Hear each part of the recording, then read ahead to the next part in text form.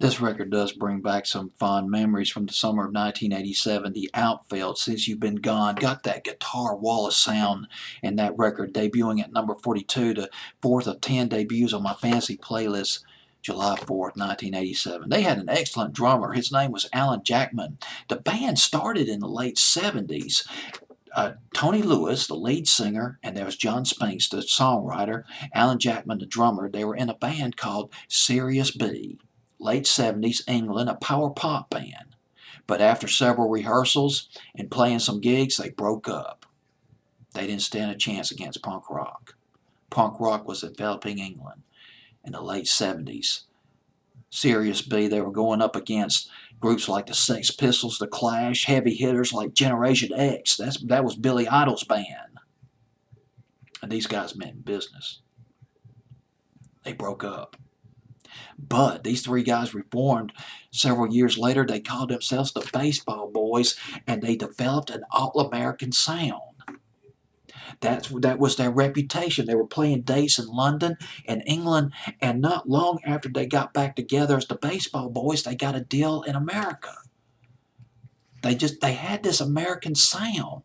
You listen to the Outfield and you're thinking, my goodness, I didn't know these guys were English. I thought they were from the cornfields of Nebraska, Iowa, the open spaces of North Dakota, Kansas. England? They don't sound English. It's like Def Leppard. Def Leppard didn't sound English to me at all. They sounded American. But that was the genius of these British bands. The British, they understand America. They know what it takes to make it here. Because, see, here's the thing. You can make a lot of money in England. You can buy a nice house in England. You can buy some nice cars in England if you just made it in England. But if you're a British band, you make it in America big time, oh my goodness. You buy yourself a 15-story mansion with 3 elevators in it, a swimming pool, a jacuzzi. I mean, and I'm not really exaggerating either. But I'm getting off topic a little bit, getting carried away. The manager thought Baseball Boys was a little too tacky. He came up to the band. He said, look, you guys need to change the name of the band. You can keep the same theme, the sports theme, but Baseball Boys, that's too tongue-in-cheek. Dudes, we got to make it America. Let's get serious. Well, they weren't too serious. They called themselves the Outfield. That was pretty clever right there. The first album they came out with in America was Play Deep. Featured Your Love, their biggest hits. And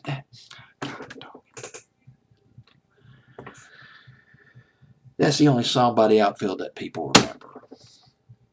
I'd be damned. They had one right after Your Love. I don't remember the name of it, in the summer of '86. It's just a shame. Voices of Babylon in 1989, and There Was For You in 1990-91. Not a dang soul remembers those records. Not a dang soul. That's a shame. Play Deep went triple platinum, though, their first album. Boy, they opened for Journey. Talk about an all-American Midwestern band right there, or Midwestern-sounding band, Journey, and they opened for Starship as well. Second album was banging, and it yielded a hit, Since You've Been Gone. At the fair, I need to check to see how high the song went on Billboard's Hot 100. I'm going straight by memory. I think it only got as high as number 31, 32, 33, top 30 at very most. But boy, it's a jam.